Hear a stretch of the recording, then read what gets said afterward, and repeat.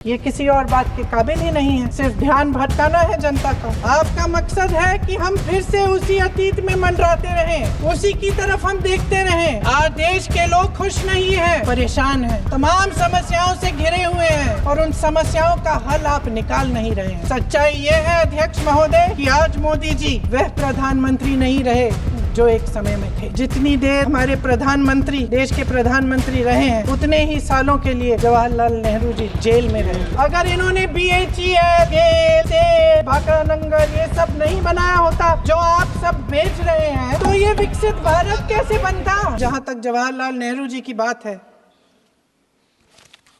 जितनी देर हमारे प्रधानमंत्री देश के प्रधानमंत्री रहे हैं, 12 साल हो गए हैं, लगभग उतने ही सालों के लिए जवाहरलाल नेहरू जी जेल में रहे।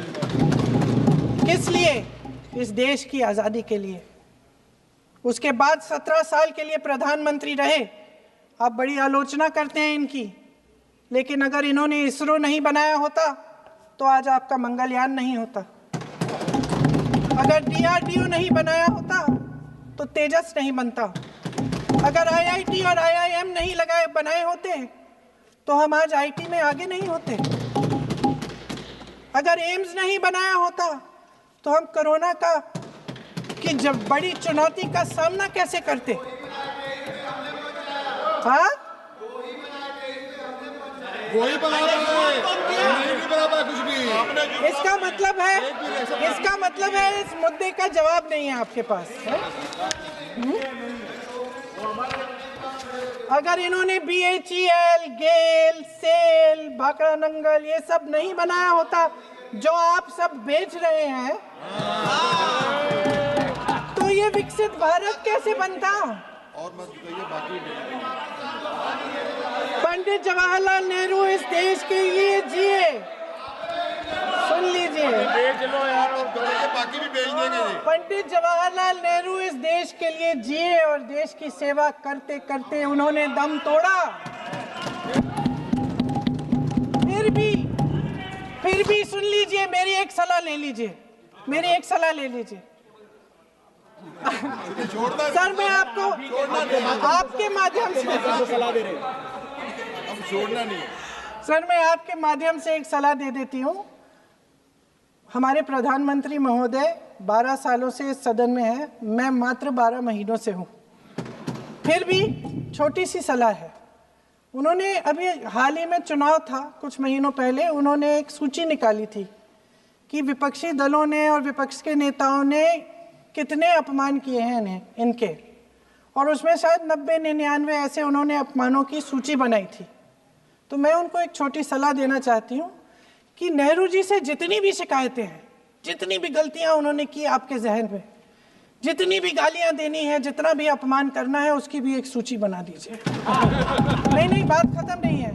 999 अपमान, 9999 अपमान, सूची बना दीजिए और फिर हम एक समय निर्धारित करते हैं। जैसे हमने 10 घंटे आज वंदे मातरम पर हमने बहस किया है ना, उस तरह से हम अध्यक्ष महोदय जी से पूछेंगे, एक समय निर्धारित करेंगे, 10 घंटे, 20 घंटे, 40 घंटे, जितने घंटों में आपकी ये शिकायत पूरी हो जाए, माननीय सदस्य, आप शांत हो जाएं और हम बहस कर लेंगे। लेकिन इस सदन का कीमती समय, जिसके लिए हमें यहाँ पे जनता ने भेजा है, जैसे हमें जनता की समस्याओं को हल करने के लिए चर्चा करनी चाहिए, इस्तेमाल करना चाहिए, उसको इसी के लिए इस्तेमाल करिए। उसके बाद जैसे अंग्रेजी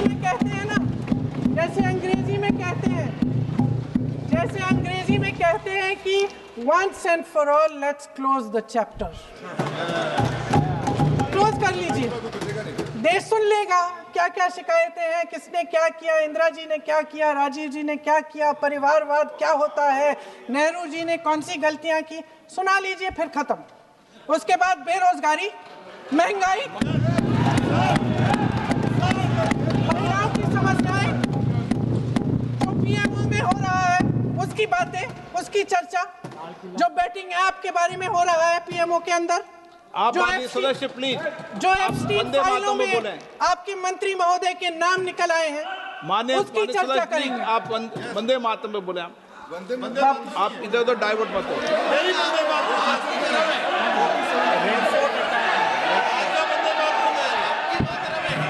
डिलीट कर दो,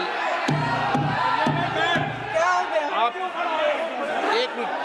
हाँ कर दो। क्या हो गया? अंत में चली गए।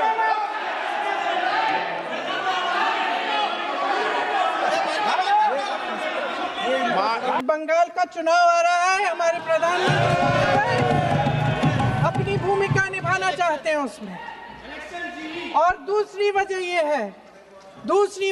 है, ये मकसद है, पुरानी मकसद इनकी अध्यक्ष महोदय, कि जिन्होंने स्वतंत्रता की लड़ाई लड़ी, जिन्होंने देश के लिए बड़ी बड़ी कुर्बानियां दी, उन पर सरकार नए आरोप लादने का मौका चाहती है। देश का ध्यान फिर से जनता के ज्वलंत मुद्दों से भटकाना चाहती है। यही एक मकसद है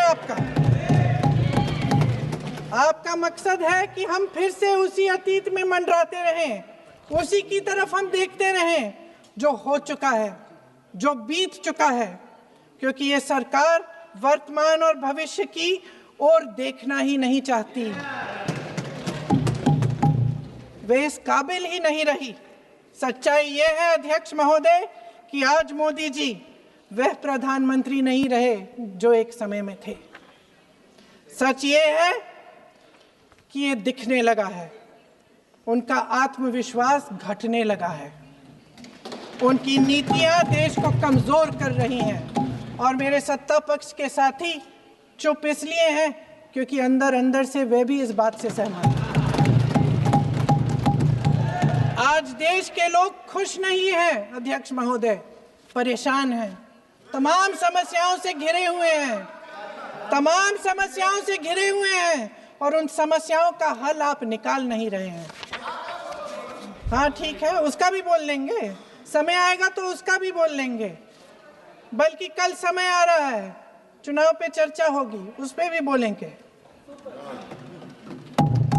अध्यक्ष महोदय, इनके भी अपने लोग दबी जबान में कहने लगे हैं कि सारी सत्ता को केंद्रित करने से देश का नुकसान हो रहा है। इस बीच अगर हम अतीत की बातें नहीं करेंगे तो कौन सी बातें करेंगे? ये किसी और बात के काबिल ही नहीं है, सिर्फ ध्यान भटकाना है जनता का। इसलिए आज हम वंदे मातरम पर चर्चा कर रहे हैं। वंदे मातरम देश के कण कण में जीवित है, इस पर बहस नहीं हो सकती। लेकिन चलिए, आपने बहस मांगी, आप बहस करना चाहते हैं, बहस करते हैं। आज इस चर्चा को प्रधानमंत्री जी ने शुरू किया, उन्होंने भाषण दिया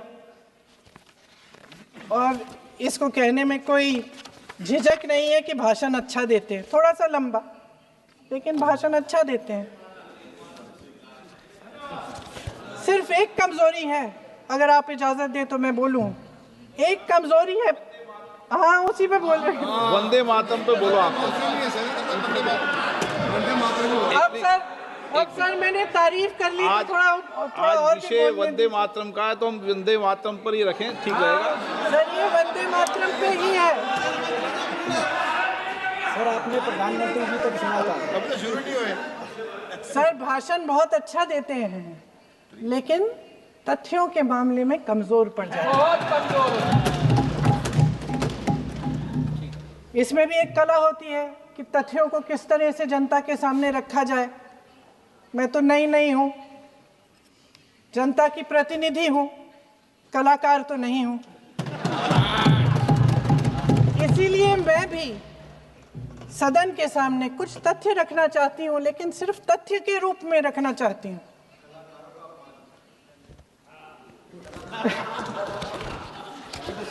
मैं उदाहरण दे देती हूँ। सर मांग रहे हैं